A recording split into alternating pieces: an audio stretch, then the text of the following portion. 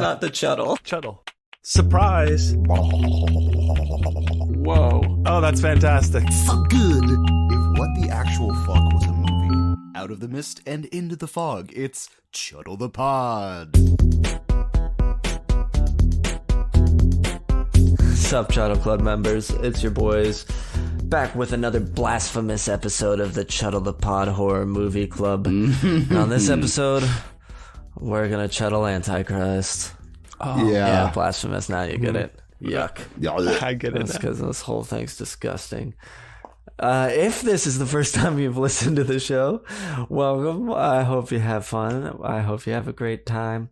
We're going to not spoil it up front, and then we'll get to spoilers, and we'll talk through the whole movie. So if you don't want to have to watch this, which I want to blame you, but you're interested in what happens, stick around after the spoiler bit. Otherwise, just stay up front. You get it. We also have patrons. Are we shout? We have two new ones. Yeah, we're right? doing it. We do. What? Hell yeah. Okay. So did we decide their names? Yeah. Yeah. Is it Erica the Witch of America? Yep. You know it. Shout out Erica the Witch of America. Shout Your sacrifice gives us life, and we thank your beautiful soul. Thank you. And then we have Stephen the Witch Demon. Yeah. Your sacrifice gives us life, and we thank your beautiful soul. Thank you. Oh, we thank your soul. And thank you to all our previous Coven members. Goodies. Oh, what do you get when you're a patron? Extra episodes? You get extra episodes. Absolutely. We do non-horror movies. We do mailbags. We do a little bit of stuff from our old segments where Bryan did like creepypastas and I did gnarly history stuff. You'll get, what else do you get? The fights, the verses we do where all the Shuttle villains from our battles. movies pair up and fight each other. Shuttle battles. All sorts of fun stuff. Plus, you get in special Discord channels. You get voting rights on what movies we do, depending on what tier you're in. You get to suggest things. This will be a good a time as any to announce a new suggestion perk for all our Supreme Chuddlers. Is that every 3 cycles, you will have a chance to vote on the theme for the cycle. And we will all pick our movies based on that theme. And the patron suggestion will also need to fit that theme as well. So keep that in mind. We're going to keep franchises going, but obviously that'll be a little hard to keep all together. But so that is what's going on there. Now that we've wrapped all that up, I think it's time to, I guess, get it over with. And every good club meeting starts with attendance. My name is Sam, and I am certainly here. I'd like to throw it over to my man Ross. Are you here, dude? Oh, hey, I am. And thank you for having me. Thank you for being here. And my guy Bryan, sup? Sup? Hey. You dropping the Maybe I'll steal man. That was a good one. All right. Now that everybody is present and accounted for, it's time to crack open that goo book and officially begin tonight's meeting. Give me that goo. Oh, yeah. Our first order of business is, of course, our spoiler-free teaser, starting with a spoiler-free synopsis and the tagline. Synopsis. Spoiler free. A grieving couple retreat to their cabin in the woods, hoping to repair their broken hearts and troubled marriage. But nature takes its course, and things go from bad to worse. Fucking nature, man. Sure. Yeah. Sure does. Sure. Well, that's Sure the problem does. with nature, because the tagline, when nature turns evil, true terror awaits. Okay, cool. Kind of, yeah. Doesn't sound so bad so far. They're trying to lull you into a false sense of security. All right. Antichrist is written and directed by Lars von, is it Trier? Or Trier? Trier, right? Lars von Trier. This asshole. I've seen one of his movies before. I had seen, This asshole. what is it? Dancer in the Dark? With the Bjork movie. Yeah. Okay. And from 2000, which I saw in high school, and it was like, all right, well, this is weird, but I didn't really have much opinion on it, and that's all I'd seen of his. That is all I've seen of his.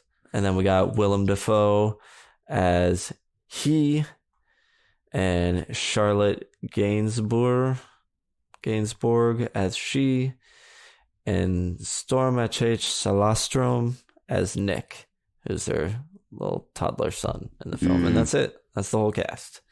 And it's really mostly he and she, Willem and Charlotte. Yes. Obviously, we know Willem Dafoe from a bunch of shit. He's Green Goblin. What the one where he's Nosferatu? Shadow the Vampire. Yeah, Boondock Saints. Amazing. William Dafoe is great. Goggles. Oh yeah, love Willem. Who doesn't love a good Willem? And then Charlotte, I don't know. Do I know her from anything else? I know she's done more of this guy's movies, but She's done. Man, I feel like she was in the Science of Sleep. I don't know that. That heady movie. I could be absolutely wrong on that. Seems right, and that pretty much covers it for who done did it. So I would say most of the blame falls on Lars. Hey Brian, what time is it? Fatality. Now, I'm sorry, real quick, because I just had to fact check this. Willem Dafoe, did you know his real name is William? I think I had heard And that he changed before. it, and it goes by Willem. Yes. So that's the kind of guy he is. Yes, I think I'd heard that. He's a Willem. It was William, and everyone and people always call him William Dafoe. He's like, no, it's Willem, but it is William, but it's Willem. I love it. It's the L is silent. He's like, look, I'm cultivating a whole weird thing here. Look at me. Look at me. Call me Willem. Willem. Come on. Call me Willem. Ah, man, Willem Dafoe would be a cool impression to get. I should have worked on that first. Damn it. I don't want to work it out now. Yeah. Mr. I Opportunity. Let me mean, tell it'd you. be an experience for everyone. Get it together. Breathe. Peter 5. Parker. Peter Parker. All right. Get me Spike. No, that's what I'm like trying to J. J. Jonah Jonah Jameson. Jameson. All right. Gore meter 1 to 10. Sorry. Psycho to the Sadness. How gory is this film? 1 to 5 for consistency. 1 to 5 for intensity for your overall gore score. I'll go ahead and go first because I have Go mine, but I first. want to see where you guys are at because I feel like mine could be swayed. I'm going 0.5 for consistency, but a 5 for intensity, so a 5.5 overall. Because I feel like overall there's maybe like 30 seconds of gore in this movie, maybe a minute, but it's intense enough. I feel there's more than that in it. I mean, mine was at about a 6 to a 6.5 because it's a 5 for intensity. Absolutely. And then I had mine at like a 1 to a 1.5 for consistency. As in, or you know what I mean? Yeah. Oh, well, I guess there's some animal stuff that I didn't fully think about when making my score. I was more thinking human only. Human. Yeah. Oh no! Yeah, I mean, there's some I'd animal give it a- goo goo. So I guess I could bump it up to a Gaga. 6. I'd say a 6. Yeah. I think that's fine for me too. Oh, so it's a 666. Yeah. The Antichrist coming through. Maybe it's not I so like that bad that after happened all. organically, So does the devil. Naturally. naturally. Oh, nature is evil. Fuck. Is this movie good? This is great. Best movie I've ever seen in my entire life. Sorry to be giving away how I feel about this already, but who knows? Maybe I'll change by the time we get to ratings. You won't. Spoiler alert, I'm not a fan. All right. Who is the horror forward? Starting with our subgenres, what subgenres does this movie fall into? Art house. Yeah, Art house. straight up. This Major. is biggest glaring one is art house. I would venture into saying Psychological. like a Satan or Satanism film, but it's not. I don't know. It's like a Satan film's cousin. Like Yeah, I don't know. It doesn't. Sort of religious-y. I mean, there's definitely all that in there. There's he and she and Eden. It's a very it's a character piece. It's a very focused on obviously 3 but also individuals. art house. Art Very housey, metaphorical exactly. and symbolic. Mm-hmm. It's not going to be anything You're traditional. like I'd almost- slow. You gotta like slow. I would say slow burns, but I don't know if there's a burn in there. no, literally slow. There's a lot of slow down. Just slow. Very slow. I would almost clump this Clump in with clump it, dude. With the Babadook, clump. because Well, no, because I feel it's a trauma movie, as in like this deals with grief and really it's a grief movie, a trauma movie, as in like this kind of it worms its way into. We'll get into it, but yes, that is certainly a theme that arises in it. But I feel like it maybe explores it, but it's not really trying to say anything about that, right? It, in my opinion. Like it's just I hear where you're coming from, and I think it would like to be. I just don't know if it succeeded in that for me. Is it fun or frightful? You want to watch this with a bunch of people making jokes? I mean, personally, I will never watch this again, so I don't know how to watch it. But it's not. I mean, maybe it is making jokes with friends. Maybe that's the only way to get through it. That'd be I interesting. think it's intended to be obviously serious. At some point, we're going to play it during the Final Destination tour bus tour. Absolutely, we are. Absolutely. / Antichrist bus tour. But this one kind of knocks at the door that it is so over the top that I feel that some of our Chuddleheads may actually find it so over the top it's humorous. You know what I mean? Like it's bonkers. I don't know. It's bonkers. Totally nuts. Yeah. I mean, it is. It's a lot, but and also though I don't want to overload it. It's not like that crazy. It's very subtly bonkers because it's art house. Yeah. You know? Yeah. Like I said, it's slow, so as bonkers as it is, it's like a snoozer. So because as I'll say, it's complex. That's a good caveat to throw on it because this movie's been talked up so much as like ominously, just like. Not really knowing much about it, but like oh my Martyrs, god, there's so I've much known to this it. is a really hard movie to watch. So is what I'd heard about it. Maybe I was expecting more than what I got.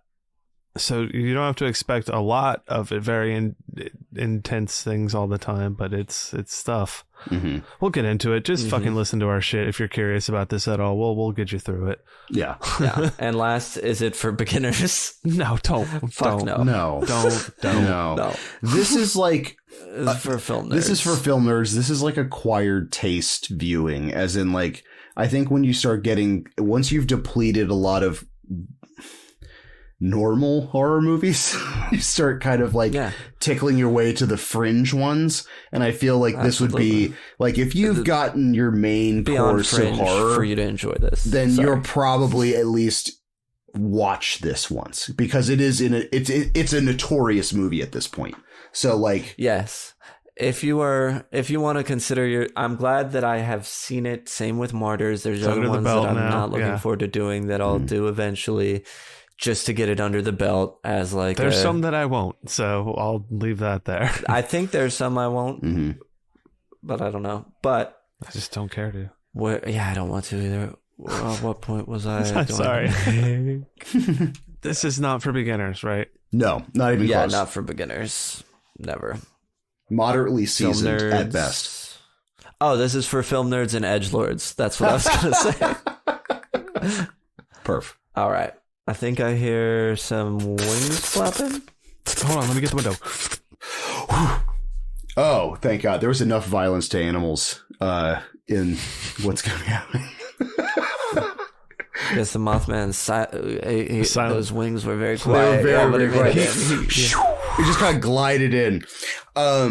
There is quite a few. There is, we've got, child death, sexual violence, gratuitous sexual, like, I don't know. I mean, I don't know. Real quick, I'll say this real quick. Spoiler, I think the trigger warning here, can we skip ahead 30 seconds to, I don't know, because I think the spoiler zone's next, so let's just jump into the spoiler zone and then say this part because I think let's go ahead important. Yes. Let's build roads to go places. Yes. Genital mutilation. Yes. Absolutely. Yes. Those are my notes. Child death and genital mutilation. Yes. Like, and there are huge plot points, male too, and female. So it's like, if you're at all whatever curious, that's why violence and ideology to violence towards women, genital mutilation and child death. I think are probably the tripod of trauma. You got the tripod of trauma right there. On this one. Jesus Christ. Those are the heavy hitters on this one, and they dive real deep into them. If you don't like if you have like a thing for acorns on the roof, If this is you- also not for you. Whoa. Yeah. Absolutely. Heavy acorns in this. Oh, I guess a sprinkling of light animal death? I mean, it's not real animal death. Yeah, I think you kind of mentioned it, but yeah, there's definitely animal There's that, yeah. mutilation Mutilation, death, of sorts. Yeah. but they're not PI and like stuff. For sure. watch a bird get bashed a whole bunch, but it doesn't die. That's true. And Surprise. the deer and the fox, all We'll get to all it. of those animals. All right. IMDb behind the scenes. I actually got a fair amount of these, and I don't think I really worked any of them into the notes just because of how it shook out. The title was the first thing written for the film. That's all you need to know. He was like, Antichrist, now I'll make more of my art from there. That's how I imagine it. Antichrist was originally scheduled for production in 2005, but an executive producer accidentally revealed the planned ending that revealed Satan created the world, not God. Lars von Trier was furious and decided to delay the shoot so he would rewrite the script. Oh, damn This it. is the first part of the trilogy of depression. This trilogy of depression also includes Melancholia and Nymphomaniac Volume 1 and Nymphomaniac Volume 2. Yeah, yep. Real depressing. Charlotte Gainsbourg, I don't know how she in the movie wasn't the first choice for the main part, but since has played the lead role in each chapter of the Depression trilogy. Mm-hmm. When the filming started, Lars von Trier had just left a mental hospital where he stayed for 2 months receiving treatment for depression. He had not completely recovered at the time and was even unable to operate the camera as he usually does, which made him very frustrated. He repeatedly excused himself to the actors for being in the mental condition he was, but according to him, the actors supported him throughout the production, and he did not experience any big problems other than getting in his own way with his condition, which fucking makes a lot of sense to me. It's like giving someone who is like technically skilled, like go make a movie. Oh yeah. But Well, like, also wasn't the sick. wow, that's kind of a ongoing theme, because wasn't the director of Martyrs under the exact Martyrs same the same shit thing. happened with him? Yep, absolutely. This is a fun one. The sound engineer swallowed a microphone and recorded the inner audio of his body to achieve certain sounds for the film. Oh, the gurgling Interesting. is like an actual stomach gurgling? Ew. I would assume the gurgle, but who knows what it ended up being. It could just be like a, a nothing. Still something. That's what I would more imagine it once it's in there. Willem Dafoe was ready to... Oh, this is the best. This fucking makes it all worth it. Are you guys ready? Willem Dafoe was ready to go fully naked for sex scenes, but after Lars von Trier and other crew members saw him undressed, they discovered that Dafoe was too well endowed. Von Trier figured that would distract the audience, which led the decision to use a body double for those scenes. Oh, And then this, because I had to know more, I looked it up and I found an interview with Von Trier where the interviewer said, "Did he require a body double?" And he said, "We had to because Will's was too big," Von Trier confirmed. The interviewer joshingly asked if it was too big to fit on screen. "No," Von Trier replied. "Too big because everybody got confused when they saw it." Oh my god. confused. Confused So when if we got people saw anything. it. Can you imagine having a penis that big with that, like they look at it, they go, I it's cannot, like Brian. Can you tell comedically us big. what's that like? People get confused when they see it. And they go like, all right, we're Yeah, gonna need a people body get double. I appreciate They're like, we cannot, this is not going to work. This is all anybody's going to talk Yeah. about. Everybody's going to be like, did you see the size of his dick? We need to get a body double in here with like a normal Also, human dick on it. it's huge. Have you there's an actual like short film that he was in that he was naked running around. The man has a 30-pound catfish swaying in the wind. Good God. Like it has an Call me an Willem. elbow. Like it's insane. Good Right. for him. Yeah, it's tripod. So The other tripod, the other tripod of evil or whatever. Yeah. Tripod of trauma. That's also William Dafoe's nickname in this movie. Oh boy. According to Lars von Trier, he tried his best to make a horror film, but did not succeed, and the same happened to him before when he tried to make a musical, and the result was Dancer in the Dark. So that's interesting, kind of interesting, I think. Yeah. And he's like, all right, I'm gonna make a horror film. And he's like, fuck, I don't know how to not get like lost in the sauce and be just fucking just all over the place. Well, gone. it is. I think, Yeah. I mean, honestly, when this movie's described, it has accents of horror, but most people call it like a psychological sexual thriller. Or like, yeah, totally. Yeah. It's one of those, you know, that can be claimed, I think, but isn't necessarily. It's more horrific than it is like. It's certainly not scary, I don't think. Mm-hmm. No, yeah. Yeah. It's more like what the actual fuck. Yeah. Speaking of what the actual fuck, this is a fun one. The movie received a special anti-award from the ecumenical jury at Cannes. The jury, which typically awards a film that promotes spiritual and humanist values, decided to award this film with an anti-award for its seemingly misogynistic views. However, Lars von Trier confirmed in a later interview he's not a misogynist, saying he loved women and understood her, like capital her, the character, better than him. So, whatever that fucking means. This is hilarious. The producer wanted the film to be in 3D. That's why I made that joke earlier. I don't know if we were I can recording see that. it. I mean, But a producer wanted it in 3D, and Lars von Trier was not having it. what if? But What, I think that's amazing. That like opening penetration shot in slow mo. that giant fucking hog coming your way. God. Yeah, I'm there for it. we're in spoiler territory. The blood money shot in 3D. Oh, blood money. Blood Oh my money. god, the clipping. Oof. All right. According to Roger Ebert, Antichrist may be an exercise in alternative theology.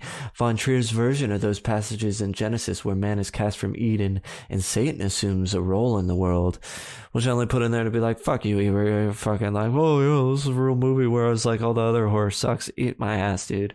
Choke on it. Moving on. Unless you guys have any thoughts there. Mic No, drop. I'd love for you to choke on his ass too. Yeah. Great. Fun note. Willem Dafoe played Jesus Christ in The Last Temptation of Christ, 1988 picture, which I also read in that same article that I read the thing about his big wiener in that I Googled. They had a quote of him saying how when he was in the Passion of the Christ and on the cross, he was wearing some thing that it fell out of, and like all the His people dick around popped the out set, while like, playing Christ. yeah, and nobody wanted to touch it and move it, and finally somebody was like, all right, I guess I'll fucking do it. Wait, hold on. Wait. So this man's crucified on a cross. And then his dick comes out. And then the crew needed, has like, an extra support. argument It probably about broke who's through. going to It's touch too his heavy. penis to put it back in his I pants. imagine it just kind of like unfurling. Yes. Like a fruit by the foot. Like it just goes Kind of rolls out. like Just an elephant trunk. Hey, guys, Defoe's coming out. Popothus. Say hello to my over average friend. All right, last tidbit. At the press conference following the Cannes screening, Lars von Trier was asked a question by a journalist to justify why he made the film, to which the director responded that he found the question strange since he considered the audience as his guests, not the other way around. End of quote. And then it says, he then claimed to be the best director in the world. For I am the best. I mean, I do like this the train of thought though. Being a creator, being like, well, I'm kind of like inviting you into my headspace on what I'm doing. Like instead of like I'm not making it for the audience. It's making it for yourself. Like I can go. He's definitely one of those artists that gets lost in it and is just like, I am an artist, I don't answer to anyone. Totally. Like you can have that mentality, but don't have it as your theology. Like it's a very different kind of Right, totally. All right, who picked it? Why history? This was Patreon suggestion. I don't know. I think we all picked it. I think it was more of a dare. Honestly, they're like, "You won't do this." We're like, "We'll do this," and then we're like, "Oh, we're doing it." Well, for me, we had just done Martyrs as the other patron pick, and honestly, I've seen both of these movies come up so often on Reddit when people are like, "I know a Serbian film is a movie. People won't watch. What are other movies?" And these two come up all the time. Mm-hmm. Which, from what I hear about Serbian films, sounds way worse than either of these two. Absolutely worse. Absolutely worse. Like I mean, it's Well, to get into the subject matter of this movie, but like visually speaking, besides the mutilation, I wasn't terribly off put, like compared to other things we've seen before. So it's like, absolutely, a Serbian film sounds like nothing. That's the one I just don't care to ever. Even if someone's like, gotta do it for my podcast, I'm like, sorry, not gonna be on that episode. I know what it is. I don't need to experience it. Yeah, I can't decide whether or not I want to do it. It's not gonna do something for me at this point. I've experienced it, and I wish I really honestly didn't. Like, I didn't get anything out of that movie. And so are you saying you forbid us to see it, Ross? Is that what you're saying? No. Dissolve the podcast. I am 100. Brian and I watch I'm it. 100%. I won't watch it though. I'm 100% on board for any of your individual decisions when it comes to for things. No. I hear what you're saying, and Brian and I don't want the podcast to end, so we will never watch it. That's fine. I'll just never pick it. If you guys pick it, and I'll walk hand in hand with you in hell. But I'm not going to be the one to say we're going to hell. So you're saying we're not here to talk about that anyway. Antichrist. Here we are. Not so bad after all, from what I hear. It's not that bad. Antichrist. It's not that bad. Take it and stamp it on there. Take it or leave it. Antichrist. Not as bad as a Serbian film. All right. So, open, slow-mo, black and white fucking, including slow-mo penetration. Whole penetration. God, yeah, it's all there. Ball slap. Yeah. Mm-hmm. The second time I watched this movie, I watched it at 1.5 speed. And I swear to God, with just a little bit of Willem Dafoe's dialogue at one point in the cabin, you'd have no idea that this movie wasn't normal speed. Really? Watching it That's that amazing. way. Yes. So obviously we're going to get... even the regular scenes, obviously. Go ahead. More open eyes on the situation later on in the movie. But I think, to me, this is one of the most non-realistic things in a non-realistic movie that I've seen. Like, it's shot beautifully. Don't get me wrong. I mean, like, the whole black and white sequencing and the piano music and everything in kind of slow motion. It's like watching a car crash framing in slow motion, because he leads you to know exactly that, like, the kid's waking up, he's walking towards, like, yeah. So, yeah, while they're having sex, cut with that is the kid waking up out of a crib, climbing out, going to the window. Totally. So there's so many parent red flags. Being a parent, like, there's baby monitors that are going off at this point. There are... Well, it was on mute. Was it on mute? Yeah, I think it was supposed to say that, like, it was... I thought the kid, like, knocked it. It did something to disrupt the baby monitor. Okay, so there's a few things where, like, the baby monitor goes off. He's walking around. It's like, I think it's the smartest little kid. He jumps out of his crib. He opens his baby gate. He climbs out, like... There is so much inherent noise a toddler makes that I feel that, like, even in the throes of coitus... Especially when he just completely Van Halen throws everything off of the desk before climbing on top of it. Like, there's so much commotion. Is that a Van Halen thing? I think it was in a Van Halen video. I don't know. I just think it's more of a Van Halen thing, you know. Or is that just something we're going to start saying, like, when someone, like, does something? That's what he does when Van Halen's playing. I just rip everything off of instinctively. And stuff like that. Whenever you do something with, like, passion. Yeah, with a whole lot of passion. You do it with Van Halen. Like Eruption. You know what I mean? I can understand how this would obviously affect you guys differently than me, in the sense of I don't have a child. Imagine it's a dog. Or well, no. In terms of, like, in what you're saying, in the unrealistic nature of it. As soon as this movie opens up, I didn't put any realistic expectations on what was going on in the scene. Mm-hmm. It was a very art house scene of, like, this is a depiction of, like, what happened in this moment. I didn't necessarily take even what we were watching as truth, as more so a memory of this kind of, like, dramatization of the moment that happened. So yeah, obviously there'd be a billion really tapping into the art house. Yeah, it's that all, like, yeah. Going into the, I was more on Ross's end, but less so, because I could also see, like, well, you know, if you're on the other side of the house or whatever. But the first time I watched it, I missed that he walks by their room with the door open. I got that, but I thought but it seems like the window he goes out of is within their room, because it's, like, literally in the hall. So they have their bedroom. There's the bedroom door, and then, like, that room is just there. We find out at the end she was watching him while they were. Yeah, I mean, So they were. She at least was aware. Very towards the end of the movie, big spoiler. Too late. She literally is making eye contact with her son while he's committing suicide, basically, by like accidental suicide. You know what I mean? Well, like he's not. He's ending. Well, I mean, she knows what's going to happen. I mean, the window's open. He's climbing it and marching forward, and she's just getting railed. Like, it's a very weird realization towards the end of the movie. I don't know. Again, but as much as problems that I had with it, it's beautifully shot. I mean, even the fucking kid taking a header out the window is like, I didn't realize they were going to show the whole thing. You know what I mean? Because like in a lot of these like very stylistic things, you'd get like the cascading out of the window. You would get maybe like a partial scene of like partially falling out, but to actually show the extent of the fall and then the kid landing was like, Well, we just see like a puff of snow. It's not like we see a kid get smashed. It's not like Final Destination 5. Dom was saying it's gory, but what I'm saying, like an art house thing, like usually they would end it at like the logical conclusion is not actually show him hit the pavement. I mean, as soon as we saw a fucking dick and balls slapping, I was like, full penetration. I was like, okay. We're seeing, and like, obviously we see much more later on, but yeah, this movie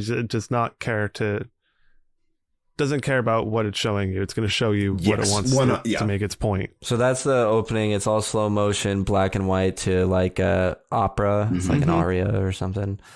And then we cut to, so the two main characters, Willem Dafoe and Charlotte Gainsbourg, they are he and she. We never hear their names. So as we say he and she through this, that's who we're talking about. So he and she, it's a funeral procession. They're walking behind their son's little casket. He is crying a lot. She is stone-faced. Then she faints. And people rush towards her. Everybody in the crowd has a blurred face. Also, this movie is set up where it says prologue. And chapter 1, chapter 2, chapter 3. Yes. Yeah, there's prologue and chapter 1. Chapter 1, grief. So that's the chapter we're in right now. Yes. So unfortunately, I forgot to start taking notes on that until chapter 2. Okay. Yep. We got you. So I have it after chapter 2. It's funny, my notes for this is one of the first time, all of my notes for this are almost just 1 or 2 word notes for things that are going on. Yeah, my prologue is just shower sex, laundry sex, bed sex, child watching sex, child falling out window, climax, laundry's done. Laundry. Yeah, there is interspliced laundry, and the laundry is finished at the end of the black and white sequence. I don't know what that it's super means. It's just everything's done. It's just about the cycle. This whole afterwards scenario where she wakes up in the hospital, this entire hospital sequence really kind of establishes at least what kind of character William Dafoe is, because like he's so emotionally severed during a lot of this when he's speaking to her that like he's like representing reason. So he's a therapist. He's a therapist, but it's also one of these weird ones. He starts treating his wife like a patient. Absolutely, like he doesn't trust the doctors. He thinks he's smarter than the doctors. What we're finding out. It's she's been in the hospital for a month when it comes to this, where she's like, I think she's just kind of becoming cognizant again. She got diagnosed with atypical grief or something, the medical diagnosis. Yes, and he said, I don't think your grief's atypical. Hysterical blindness. If her eyes weren't meant to see such things. Yeah, totally. It's I think it's kind of just showing the William Dafoe's character is very emotionally set back from like, it actually took me out of the movie, but like I had to make the realization that this was the father of the kid a bunch of times because he has zero emotional responses throughout most of this movie, that sometimes I'm like, well, except for he was crying walking behind it, you know what I mean? I think this is supposed to be sometime, it's a month after. Do you think it's only a month after? He's been in the hospital. She's been in the hospital for a month, so I'm assuming it's a month after the death. So I guess it'd be from when she passes out then too. Because atypical grief is a thing, but it's only considered after if it's been more than 12 months. Oh, okay. I read about it a little. Right. Well, because I figured it was a month later because he also gets the coroner's autopsy report in the mail. Yeah, a month makes a lot of sense. I think I just was confusing the truth of it with the fantasy of it. version. Sure, with the need for it in this movie. The mist that is this movie. Yeah, so that leads us to a shit ton of grief talk. Like grief talk, more grief. He talks about breathing, like grief. Like we're in the she chapter blames grief. herself for their son's death. And he's like, "What about me? I was there." She's like, "No, but I knew he was waking up. I knew he could climb out of his thing. Like, you didn't know these things." When now watching it a second time, like, do you think she didn't? When she's talking about all this, do you think she doesn't know that she saw him and watched it happen? Like, doesn't remember that? I think she has an emotional severance she has a breakdown. And I think it's either like partial amnesia I think she has partial, like, split personality almost. Yeah. Right, because there's other times in the movies where it seems like she didn't remember some of the things that she did. Mm-hmm. Oh, like the wrench scene. Like there's a few. Yes, exactly. Yes. That's a good one. Yeah. It's such a weird one because she acts a certain way. And then when it's revealed, she's not, like, because throughout the movie, especially when you feel like all these clues that like she has been borderline not torturing, but like, I mean, like the kid's in a woodshed. He's in like a supply. When she finds him, like, well, first of all, that you'd even like have him wander off, like not know where he is at all times while you're out there, or the idea that you'd even fucking take a kid out with there to work on your thesis. Also, like someplace you got to march like through the woods, but intentionally putting his shoes on the wrong feet, like making him cry. Oh, yeah. Like the scene where he's discovered in like the shed. Munchausen by proxy, right? Yeah. Where you like make somebody sick on purpose to take care of them? Is that what it's called? I think so, but it's like he has like a bone deformment. I know what you're talking about. I know what you're talking about, though. Like this, I think she's just that bone deformment is from her putting those on wrong. Do you think she was? Why was she? But then we get that scene, just very brief, where he's crying while she's putting the shoes on. So is she like just disconnected at that time, or like intentionally hurting him? Because there's no way you wouldn't know. That's what. Yeah, I never figured that out. Why she was doing that. But maybe part. we've talked about how she disconnects at times and doesn't remember. So maybe that's what because of what she essentially her conclusion that she came to here while working on her thesis. Maybe she is. Maybe by him bringing her. She's back representative chaos, right? And he's like reason. Is that? I think no, but I think you're on the right track, Brian. I think like because he brings her back to basically like Eden. She starts having that dissociative. Because apparently she says it started when she was out there with her son. It did, yeah. Well, right. And that's why she watched the kid die and did nothing, is because to get to the end of it had already happened. It had already happened. She's already determined that she is evil because she is a woman. Yes. And so she will permit evil deeds and like do evil things. So yeah. So this all happened. That all happens later. Right now, let's go back there in the hospital room. She's saying, like, I blame myself. He's saying no, but he doesn't like the doctor he has, and he's telling her he wants to be her therapist. He wants her to let her be them therapist. We get a slow zoom in on stems of flower in a vase, and now they are, which is still slow even at 1.5 speed. And then now they're home, and he has the autopsy report there, and hides it from her, puts it in his coat pocket. It's such a weird one where like, because like she's in this place where she's dumping all of her pills out in front of her husband, which is like the smartest idea. Treat a family member. Be a professional and treat a family member. Like that's like the worst. Which she even says that to him at one point, like you're not supposed to do this. And he's like, yeah, well, or you've always said that like a good therapist won't do that. And he's like, yeah, but this is different. And nobody knows you like I do. And It's kind of interesting to have like what's portrayed as the smart character is so smart they don't realize how ignorant they're being about the situation. I think that's like the blindness of being smart, I think is a very interesting and awesome character flaw with Defoe, and like him continuously pushing things and like not realizing the Pandora's box that he's actually opening by putting her through such intensive immersive therapy. Right. Well, I mean, I think a lot of that is intentional, right? Because he is supposed to. Well, first of all, Lars von Trier was going through all this actual therapy himself, so he was being exposed to all these ideas. So it was like represented. So yeah, the female side representing like the chaos within and the chaos in nature, and then the male side representing the like reason and science, and but like that is obviously cold, and the other side is more vibrant and whatever bullshit you want to say about that. It's the oh yeah, no, this is what. But so that's why he is so extreme that way. I Totally. think. Well, even the scene where like she starts having that weird cut scene where it's like the creepy wood shot where it's like blurry eyes and naked, and like it's showing the almost like one of our favorite movies, like opera. It's like that weird like pulsating brain vision you get where it's like showing her anxiety by like the pulsating on her neck and the breathing. The 5 different shots. Yeah. I actually liked that. Oh, I did too. I thought it was super like super interesting. The way of visualizing the way your body physically manifests anxiety. And that weird learning to breathe sequence I thought was really cool, and like trying to say like, hey, nope, this is anxiety, and anxiety is a physical thing, so you need to like get past this.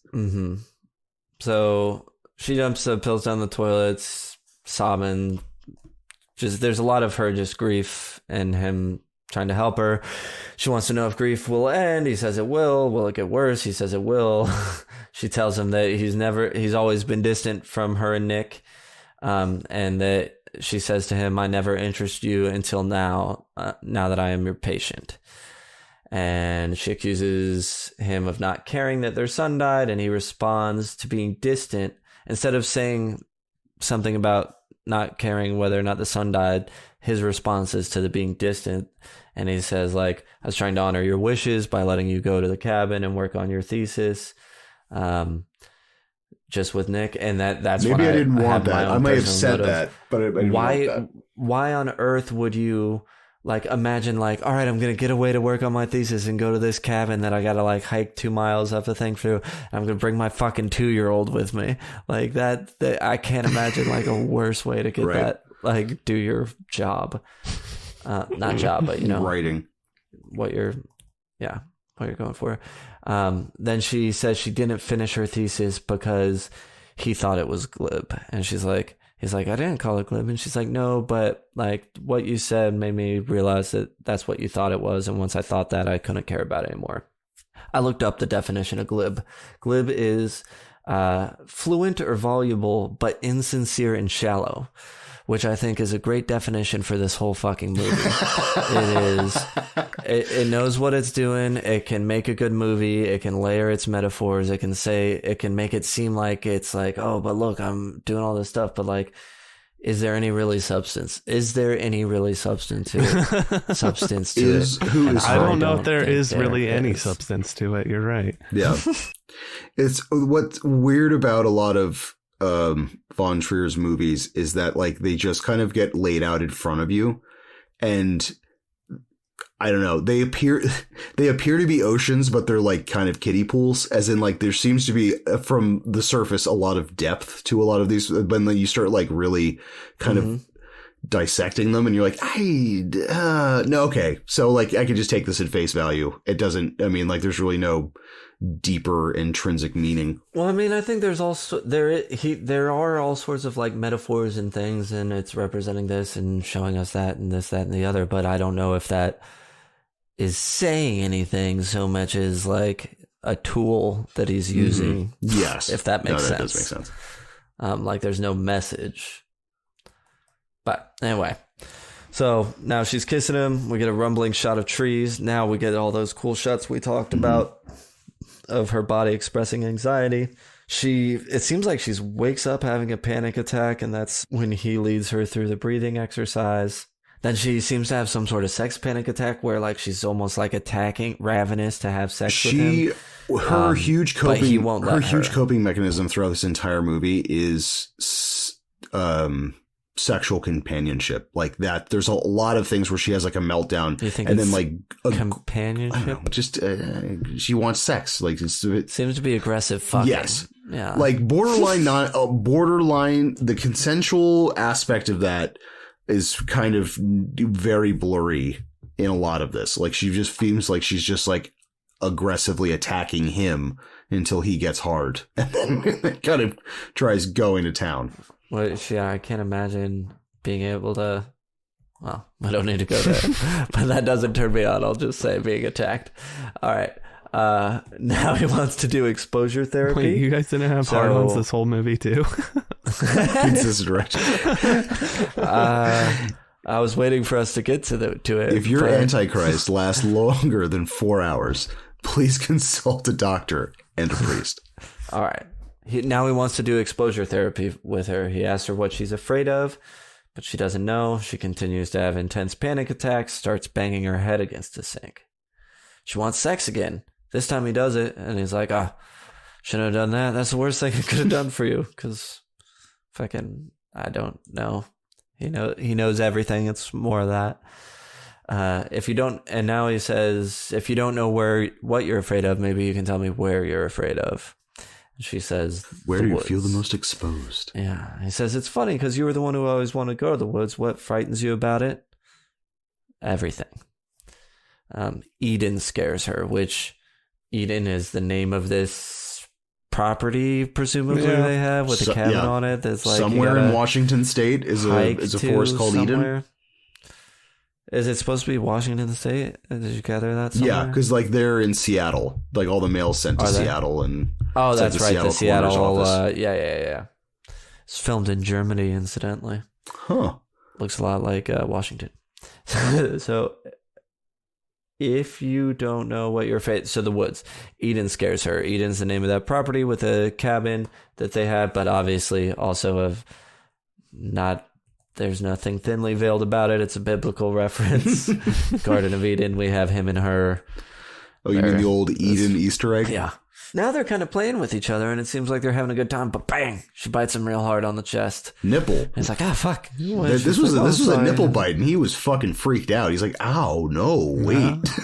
I took it for a nipple bite. It was. Oh, see, I thought I could see a mark on, like a bite mark on his pec. But if you guys say nipple, I'll roll with I'd like to think it was a nipple. Did you know Willem Dafoe has the biggest nipples in the world? They had to do a body double for his nipples. Like, they just fucking massive nipples that big. They confused people. Size of saucers. Confused everyone on set. All right, so now they're traveling by train, and he starts leading her through a meditation that takes her to Eden so she can face her fears. And she starts describing her journey through Eden. She goes to the bridge where she can't hear the birds or the water. She goes past the old foxhole. She sees the thick tree that's rotting slowly, makes it to the cabin, tells her, don't go in the cabin. You're not afraid of inside, you're afraid of outside. Stay out here, lay down in the grass. She's like, on the plants? He's like, yeah, on the plants. She's like, are you sure on the plants? Yes, on the plants. Yes, I'm sure. Yes, I'm sure it's a multipass. Lays on the plants, tells her to melt in the green, which she does. You get this cool shot of her sort of bleeding, slowly turning into grass, sort of trippy.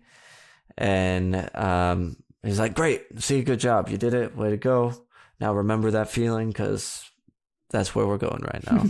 I do like how they've video, like the scene right after this where they kind of show the shot of the woods.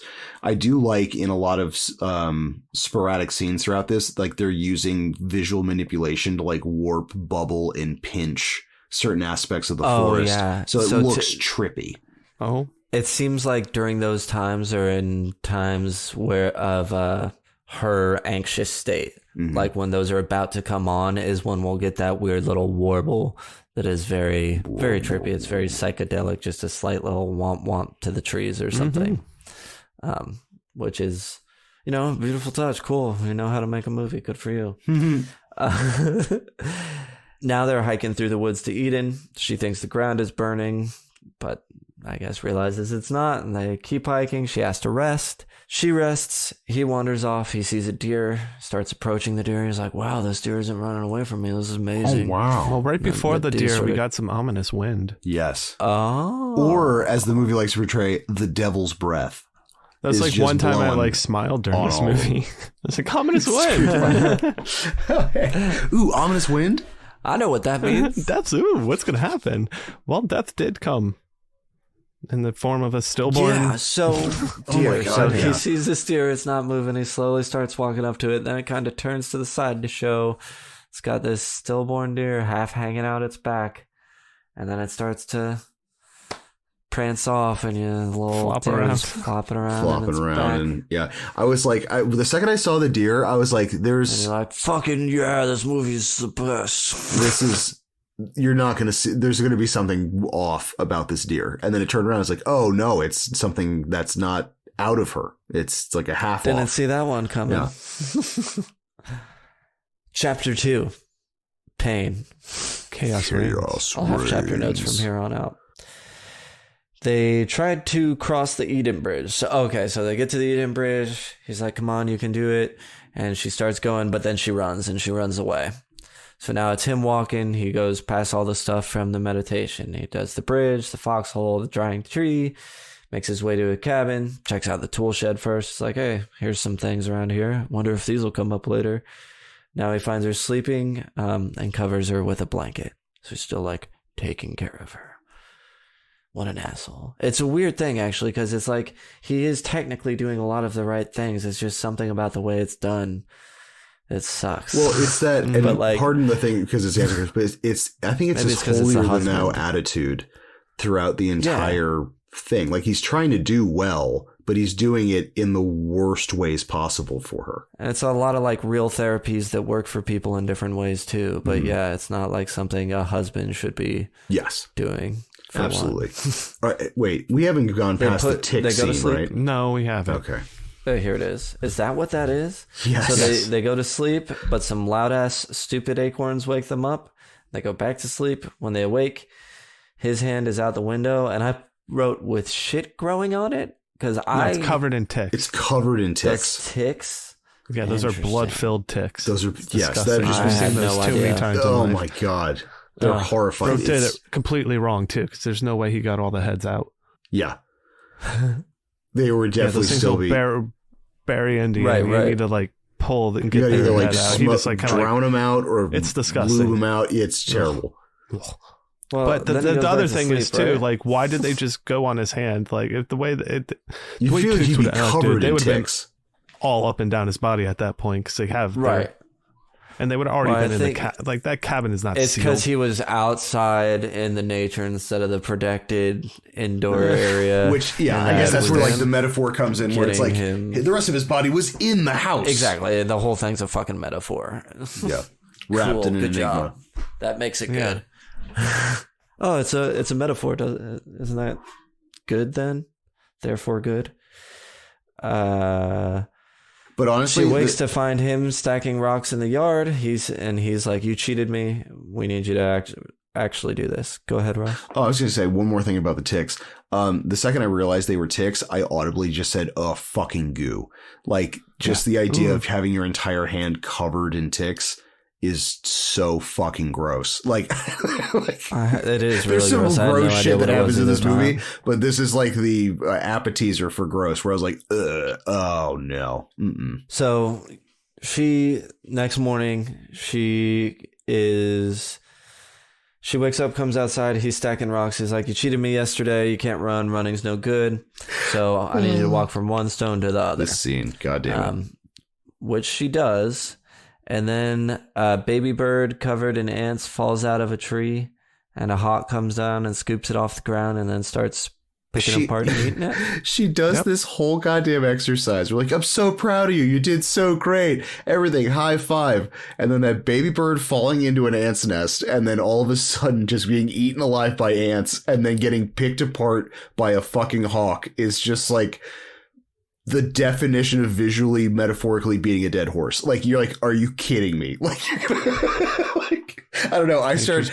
It was so brutal. I started laughing where I was like, you can't, like, that's so on the nose. Your child died from a fall.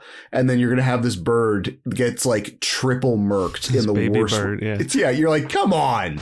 Like, hey, it's a metaphor, man. You know what? Bro. I missed that one. I didn't even think about their son. Now she's sobbing in the cabin again because there's a lot of that. Now she's composed and tells him that she's been afraid here before but didn't realize it. What was different? She heard a sound. This is when, flashback, she is working on her thesis on gynocide, which is like women murder, essentially. And she hears a baby crying and starts running around looking for Nick. So the fact that she'd be out in this cabin in the middle of nowhere and not know where her toddler is fucking insane. And finally she finds him and he's not crying, but she still hears the crying. So something else is crying out. Which is also so bizarre to me because this kid is literally in a tool shed. Like, he's in the most dangerous spot of the cabin you could possibly think of. Oh, sure. Yeah. I didn't even think about that. It's just like, you're putting his shoes on backwards. He's crying all the time. He hates his life. And now you just keep him in a tool shed while you're working on a violence against women scrapbook. Like this. Yeah. Yeah, scrapbook. So he has been keeping this like pyramid chart of her fears. And so he tells her like, hearing something unexplainable placed Eden very high on the pyramid chart. So he like puts it towards the top. And he tries to explain to her why she feels the way she does using a bunch of intellectual therapist jargon, which like at this point is even more so clearly like very uncommunicative. It doesn't mean anything to her really here because it's not like how you could communicate properly. Then he tries to drink wine and she attacks him and tells him he shouldn't have come here and he's just so damn arrogant. Now they're lying in bed. And this is when she tells him about the oaks live for hundreds of years and every acorn falling off a tree is just a tree dying. And she used to think Eden was beautiful, but now thinks it's hideous. Now I could hear what I couldn't hear before, the cry of all things that are to die. He then tells her acorns don't cry, that's fear distorting reality. And she tells him nature is Satan's church. And the wind is his breath. I'm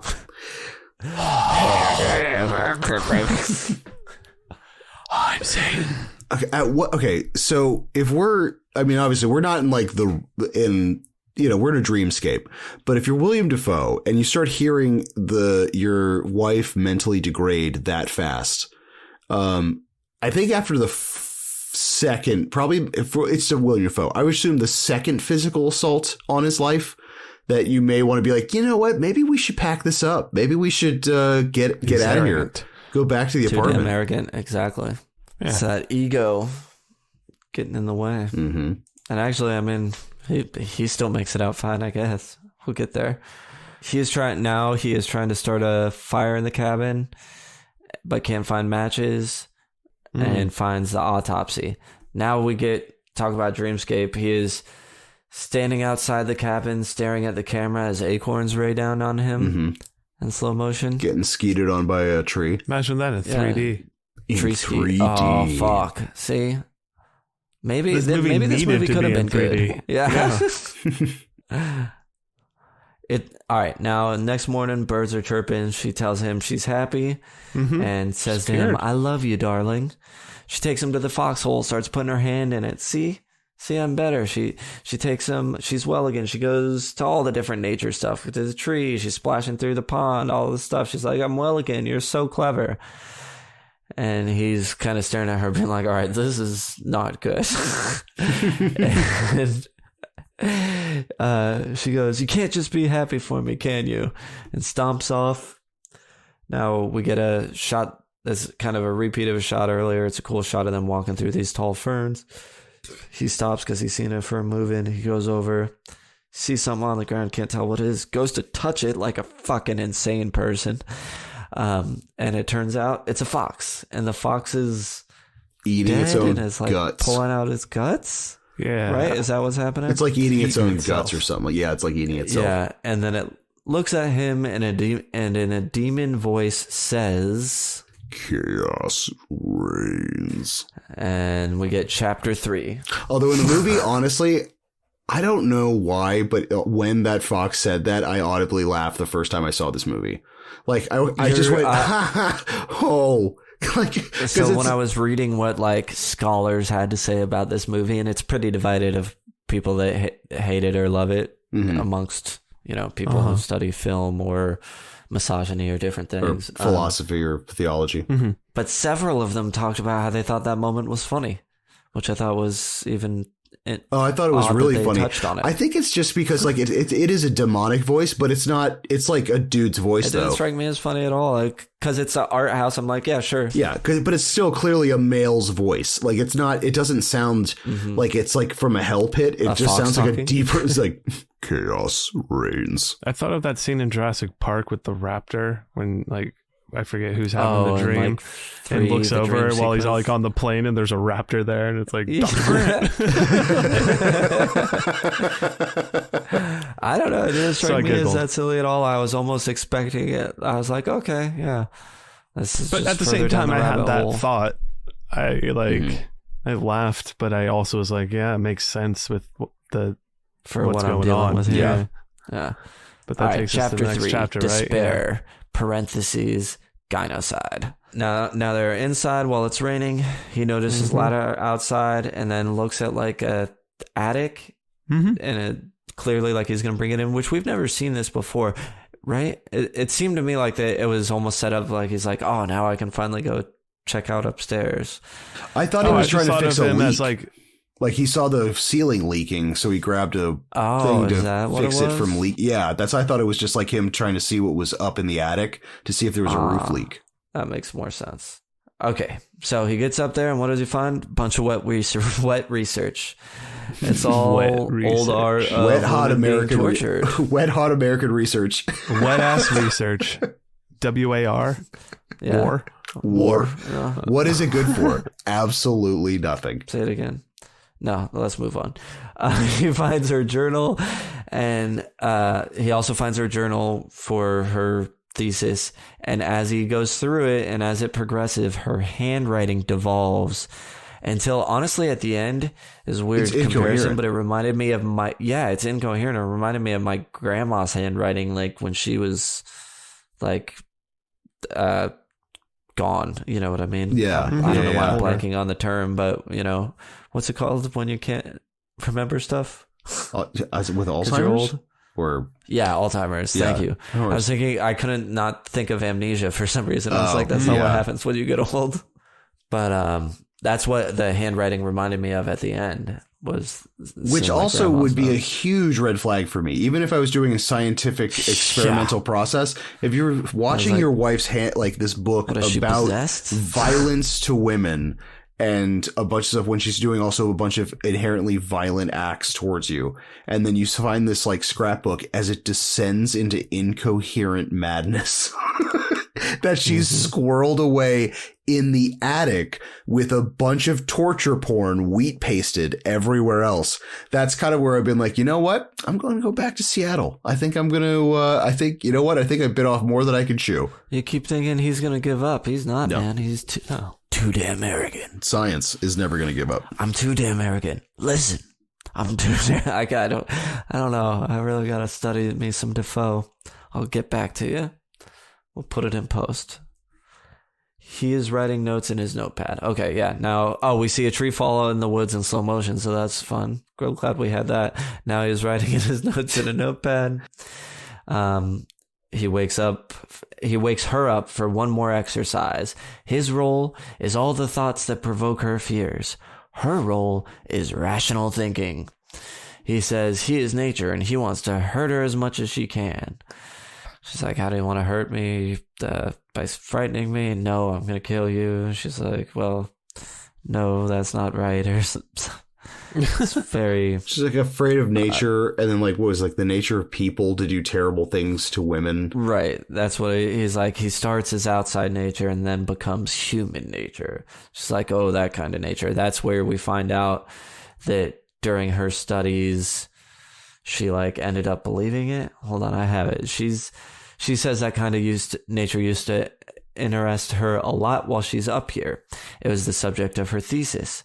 But don't underestimate Eden. If human nature is evil, then women are evil. They are not in control of their own bodies. Nature is. And he's all like, wait, what? What? You're supposed to be critical of these texts that you were studying, saying women are evil, not believing them. Is that your thesis was being critical on these things? Mm-hmm. And then he says, do you know what you're saying? And she forgets. Oh, yeah. He's like, do you understand what you're telling to me? And she says, forget it. I don't know why I said it. Yeah. Where he's like, wait, what? Like, you're not supposed to, you drank the Kool-Aid. Like, you've actually drank the Kool-Aid. Like, that was kind of a cool moment, right. At least when he's like, his realization that his wife is like kind of slipped before the death of their child. You know what I mean? Like, absolutely. That's that weird realization. She's like, oh, this is like, oh. He just saw that notebook. Yeah. So, yeah, that's bad. So, yes, yeah, you're absolutely right. So now they're having sex again and she wants to be hit, but he doesn't want to. She says, if you don't love me, you will. If you don't love me. And he says, okay, maybe I don't love you. So she runs out of the cabin naked to finger herself by the foxhole. Woodsturbation. Fingered by the Foxhole, the folk band that with their first album, Woodsturbation. Woodsturbation. Yes. So he furiously. Yeah, like furiously fapping by the foxhole. Ooh, there we go. There it is. And then he runs out. He's naked and he's like, is gonna fuck her, I guess, because he then smacks her, and she's like, yeah, hit me. So the harder. reason, they had to have the body double here is if William Dafoe runs naked, it causes like the Earth to shift a little bit. The polarity of the Earth shifts by 5 degrees. You just can't have that much like force swinging around like that. Yeah. He can't run naked because he would trip. So otherwise, they'd see like the head hanging over his shoulder. Normally, when he runs naked, he has to like swing it over. Want to cut that out. Yeah. Plus, he's like self-conscious, like running naked in front of everybody with his dick over his shoulder. Everyone looking really confused. Everyone's just in shock. But body double. Oh yeah, so they start banging. But they start banging at the thing, and then we get a zoomed-out shot. They're against all these roots and all these body parts, human limbs like extend out. It's not severed. It's clearly like buried back there because they're sort of writhing a little bit. Loved this shot. Writhing. Real weird how we got to that bus stop, but the actual pull out, like they pull into his back and they pull back out with all of the bodies and like the body parts. I thought it was like, ooh, that's so unsettling. I love that. I mean, I don't know why. I don't know what that's supposed to mean. But this movie is like a bus, like a bus tour of the U.S. It's going to take you to some interesting stops, but every now and then you'll go to a really beautiful one. Yeah, you're like, wow, this is great. Most of the time, you're not going to want to get off. Sometimes you'll stay on the bus and see shit you didn't want to see anyway. Yeah. And then occasionally, though, you'll be like, oh, fuck. I cannot knock this movie. Like, it is beautifully shot. Like, the whole movie, for the most part, is beautifully shot. What they're filming, on the other hand, is up to. So, yeah, we get next day. I had to make a note. I mean, we've seen it plenty, but Manhams, I don't think we've said. Defoe Manhams, pristine. But those are not his real Manhams? Because you'd obviously see a giant double thing. I don't know. I don't know if this is his body double. I think those are some good Manhams, though. Those are hammy. We got some pulsating Manhams. We got some pushing Manhams. Basted. I would think those aren't his because, I mean... Honey glazed. All that weight has to go to the front. All right. We're getting lost in the Manhams and the giant dick. That's we do. Next day, he talks to her about anxiety and asks her if she understands what he just said. And then he says, you don't have to understand me. Just trust me. So just to like really bring it home where it's what he's really been saying this whole time, right? Then she finds the autopsy. He tells her the only abnormality was the prior issues with the feet. And he shows her a picture of Nick and asks, hey, what's wrong with the feet? Were you aware that you put the shoes on wrong? She says she was not. Then he goes to the other photos and sees, oh man, this is days, all these different outfits, all these different things. Every time the shoots are on the wrong feet. Then we get that flashback. Nick's crying while she's putting them on. These are like boots. She's Nick's and Tim's. Yeah. And so that'd be like not particularly not fun to wear on the wrong foot. Like, these are a fresh pair of Tim's. They ain't broken in, and she's throwing them on the wrong feet. That's going to hurt. It's going to hurt bad. But this also, like, this scene is real important, though, because it alludes to the fact that she has been either by blanking out, not realizing it, or intentionally kind of torturing her son. Like, and we don't know, at least long enough to have a bone deep formality. Like, that's not going to happen in like a week. Like, that has to happen in like a prolonged amount of time, torturing or doing that to your kid over a summer. Yeah. To get like a bone callus type of thing. All right.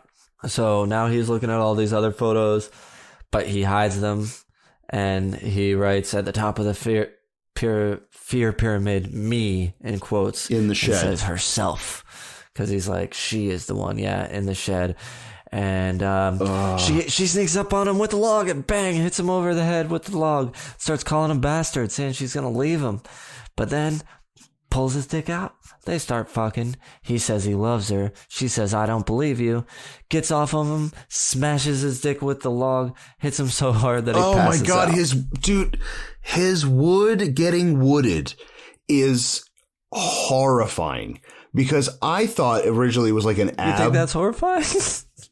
This is, I'm kidding, obviously. Yeah, this is horrific. It's because I think the first time I watched it, I didn't quite realize that she had pummeled his penis. Honestly, I thought it was like more of like a gut ab shot.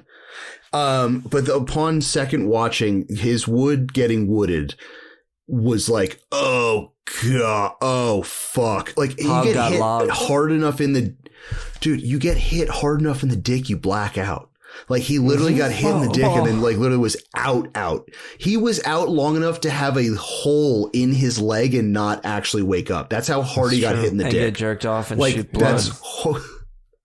Blood money. Yeah, so blood we'll money. go ahead and say, knocks him in the dick, passes out. Then she sees that he's still hard, like this bruised purple eggplant looking thing.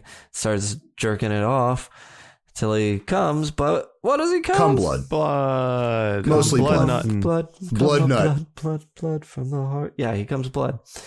A little bit on her, a little bit on himself, as one does when they come blood. And then she pulls off this like giant corkscrew, like it's like a hand drill, like an old drill that you would hand crank. Yes. I think I audibly said at this point, I was like, oh, why is she doing this? And oh no. I think the most fucked up could have been worse. Yes. I think the kind of the fucked up thing throughout this entire sequence is that while all this stuff is transpiring and going on, his pants are still around his hips. His dick is still fully out. I think that's the most degrading thing, was when he wakes up after this ordeal, that he literally has his penis still out. His butt hanging out. But his fucking his man hams are just getting scraped on the fucking bruised up wiener dragging it through the mud. Log hog. Broken wiener. Are you kidding me? That cartilage must have snapped. That's why it shot blood. Yeah. Hold on. Say that again. That's why it shot blood. Oh yeah.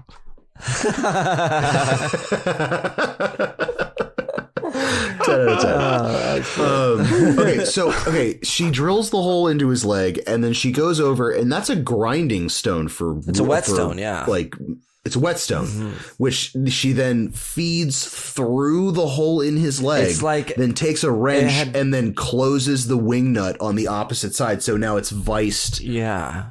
Through his leg, and he can't get it off. It's like a round whetstone that you would have moved with like a pedal, and she takes it off the machine and puts the bar that's attached to it through his leg, puts the nut on the other side, and then hucks, and then takes the wrench and throws it under situation. The cabin. A what? A wheelbarrow situation of like, his leg is now the wheel. Yeah, so she's like pulling him by like the arms, and his like his leg is able to like He's roll now a human wheelbarrow. Yeah. Oh god, that would have been really fucking. I mean, to somehow make it worse, that would have been worse. Yes.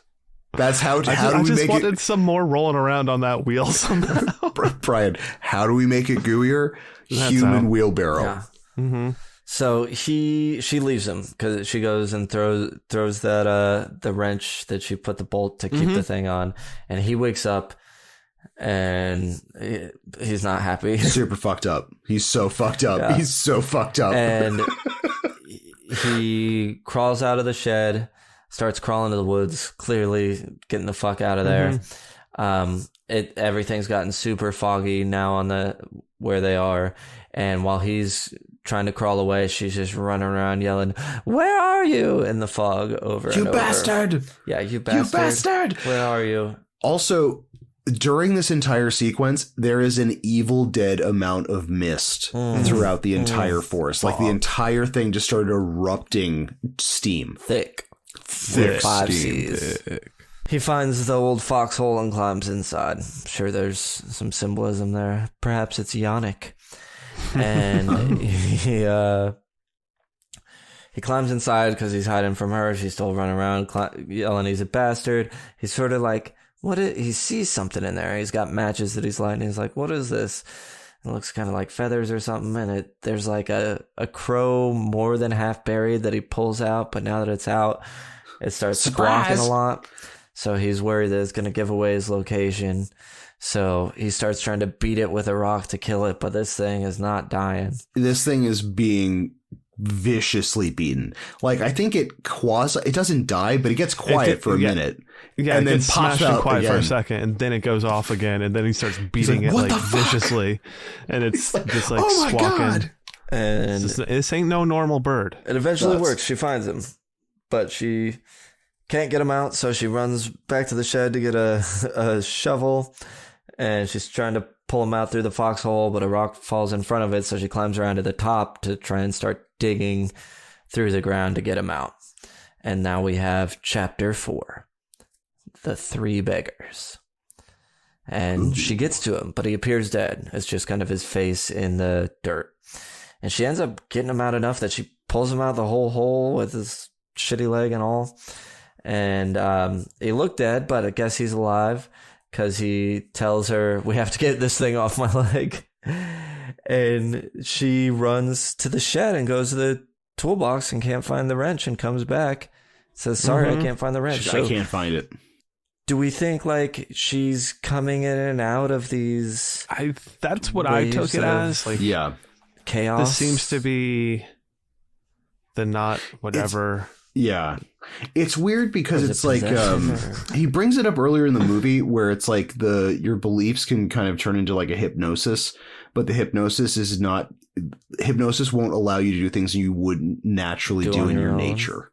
Right. Yeah, do on your own. So I feel like she's like under this trance, but it's just heightening the feelings that she internally has. Mm-hmm. You know what I mean? Like abandonment and all these other things. But then when she levels off again, she like understands that she did it and she's remorseful of it, but it's almost like seeing red. Like, I don't think she knows the details of what she's doing, but kind of just like when she kind of clears up, she's like, I did that. Oh shit. Okay. I need to like figure this out. Mm-hmm.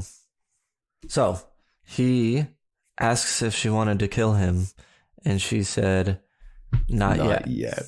The 3 beggars aren't here yet. They're back in the cabin now.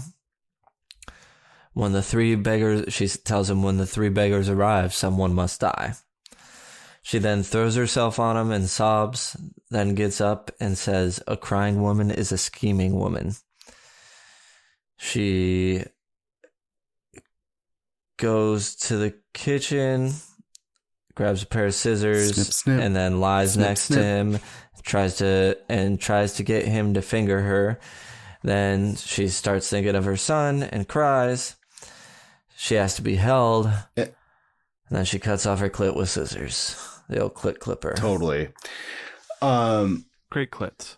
She cuts her clit off. We get the realization that she saw her kid climbing while having sex and did absolutely nothing. She stared at him as he climbed out the window. Yeah, because she's which evil. is so fucked. That's so fucked on so many levels. Because women are evil, and she realized it, or something. Yeah. Well, I do like the impossible. Believed she was evil at that time, right? Because this is post Because of her, the crying of nature, whatever the fuck that is. I do really like the fact that the three beggars, obviously the deer, the bird, and the fox, but I like that in the attic sequence you kind of see it in this like constellation map. I also like that it's like an occult constellation of a star constellation that should not exist, which I thought was a really interesting kind of like, I don't know, like that cosmic stuff. No, absolutely. Where it's like, because of this ritual or thing that's going on causes the cosmos to change so the three beggars can appear. Yeah, that's the exact next thing that happens. Actually, so here's what I have. She has to be held and cuts off her clit with scissors. And then I think we all watched this on Tubi. So I immediately after this happened had a commercial break, which I thought was fucking hilarious. Oh, that's fun. But you're right. Yeah. So this is now he sees the stars out the windows, the three, which he recalls the three beggars constellation map, and it kind of appears over it. And he's like, but there's no such constellation. Now we get more shocks of Nick falling interspliced through all this. And there are two different versions of her talking. Like she'll say something in the cabin, and then there's like a different sort of weird, scary, pale version of her that repeats it. And now it starts raining acorns, like full on raining acorns. The deer is inside the cabin. The fox comes in.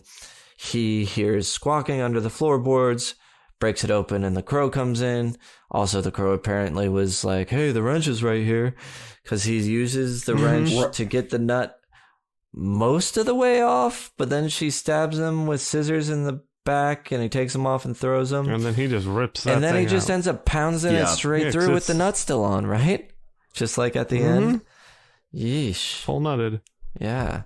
The second time he got nutted. Second time he's nutted, I was like 30. Yeah. Nice. Nice. Right. I find bloody, it really too. I find it interesting that the three beggars, oh man, they interact with him before her throughout this. Because obviously, like the deer with him, throughout the entire thing. The deer, the fox, yeah. It's interesting how they're ultimately trying, or at least the bird is helping him. I know it kind of fucked him over in the actual foxhole, but like I think, I don't know. I saw like him cawing and stuff underneath the house for him to intentionally break that one board as like him trying to help him out. But I'm also very perplexed on why these creatures would inevitably try to help him instead of her. Why since do they she's appear conjuring anywhere? They appear when someone's going to die. Why? What's their meaning? Do they go after a particular type of person? What's the deal? It doesn't. You know, it's metaphor, baby. All right. He stares at her. We see the anxiety shots again. Then he slams her against the wall and chokes her to death. Sets the cabin on fire and he leaves. As he passes the rotting tree, bodies appear all around him. We get a big wide shot, and there's. He doesn't set the cabin on fire. He kind of does like a funeral pyre outside of the building. Oh, okay. Oh, that's right. Yeah. I do also like in the choking sequence, like when he actually chokes her, we get a full, all the capillaries, all the blood vessels pop in her fucking eyeballs. So she's just got that breath like. Yeah, it's very visceral. So she dead. Yeah, so he kills her. Funeral pyre, and now he's passing the rotting tree, and we get that big wide shot again that we got the first time, and there's now bodies instead of just limbs. Bodies. All these writhing bodies all around. Cool shot. Great. The way that he's hobbling himself up that path, it was like it looked like something out of like Dante's Inferno. Like it seems like that level, like he's like trenching his way out of hell. Yeah. It makes, more religious imagery. I can see that. Now we get epilogue. Black and white again. Same opera from earlier that plays.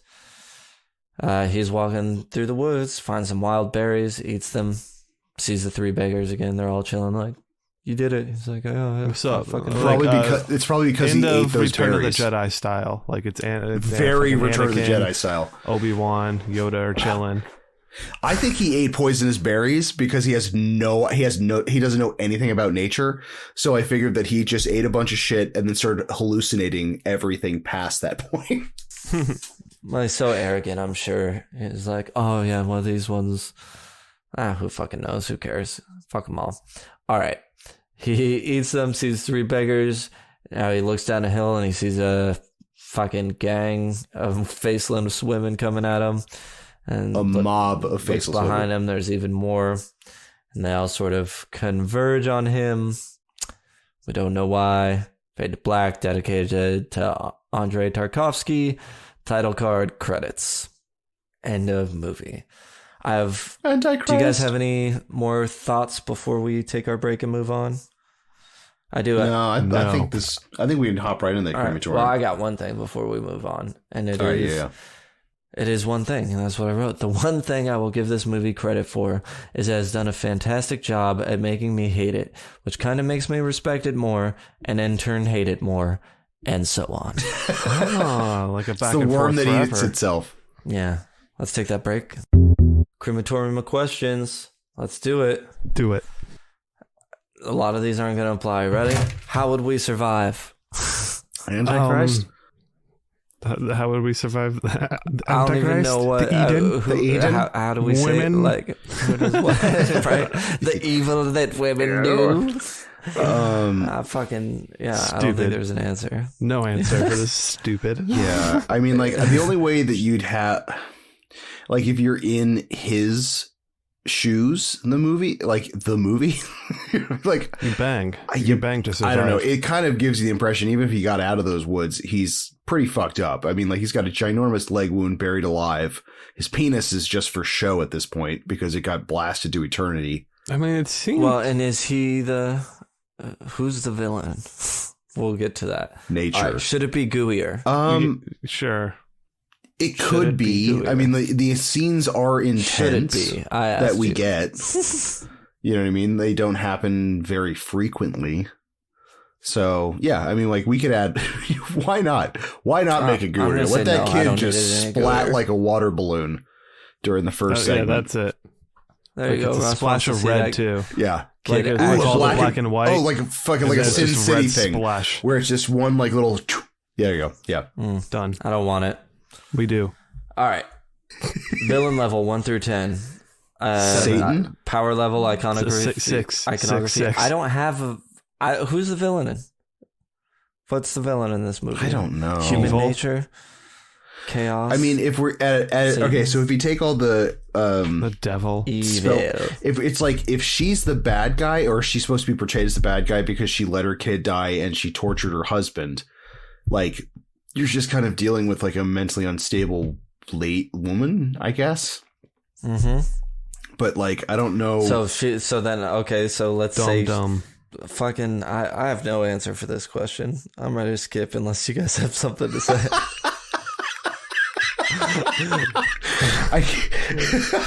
Maybe that's why I don't like this movie. We it doesn't can if you fit want in to, my yeah, because tiny it's neat boxes. Well, it's I mean, but you make a really good point, because, like, it's kind of like what is bad? Who is bad guy? Like, obviously, there's people that do terrible shit to each other in this movie, but it's like, ultimately, I don't know. Everyone's bad. Nature. Man. I mean, like, Humanity. if we're talking, like, pinpointing it at nature, then, like, I don't know. The iconography of the nature in this movie was, like, pretty rad. I mean, the three beggars were kind of interesting. You know what I mean? Like, but sure, power, three beggars are interesting. but power level, I don't know. Like, power level would be, I guess you'd have to be specifically in the Woods End in Eden. You know what I mean? Like, I don't know. If we're going by nature, that's fine. I don't think we need to find an answer to this question. Like I said, I'm going to skip it. So unless you're trying to actually work yourself to an answer, I have nothing to say. Fair enough.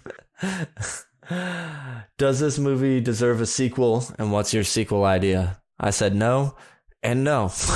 I'm not I am not contributing to a sequel idea. Oh man. I would. Oh man. Maybe Antichrist 2, The Reckoning, where you kind of just see the pilgrimage of all these women on the top, where it's like a ginormous tree bone shrine, or it's a skeleton of Satan. Or What do something we think like they did to him? What Nothing, they do there? because What Antichrist happens? 2 picks up immediately afterwards. Yeah. So Oh, okay. Antichrist 2 full throttle, where and he bears runs witness. away, Yeah. finds like a fucking sweet ass And hot rod they car. start stealing cars together. And then fucking, it's like, it's a whole chase movie of all these women constantly chasing him. Absolutely. He's just out running them in his dope car. Right, but they're all like tricked out, and it's actually after a nuclear apocalypse, so it's kind of Mad Maxy. Mm-hmm. Yeah, he comes back to the world has been destroyed. Mm-hmm. It's all Mad Max. Because after that, he brought on the end of the world, apocalypse. but when he killed his wife, yeah. Mhm. Yep. All right, would you buy this soundtrack or score on vinyl? You want that sweet opera music opera playing? music? Yes. Or like Rumbling Woods, Rumbling Woods. Yeah, probably not going to pick that Sound up. Engineer Intestines, anything action figure worthy. I could see an argument for the Three Beggars. Not Oh, that, sure. Like, Oh yeah. yeah. That would be like like a kind of like a cool like diorama or something. That would be kind of interesting. Good call. Good call. Although I wouldn't want two people boning under a tree. The limbs coming out of the rotting tree, I thought was visually super cool. Like having that as like a statue absolutely, would be yeah. rad. Yeah, well, you gotta have the people boning though. Yeah. So, Well, sorry. that plugs in or out. It's like a USB port. Is that you could plug the people I knew in. you were gonna go USB.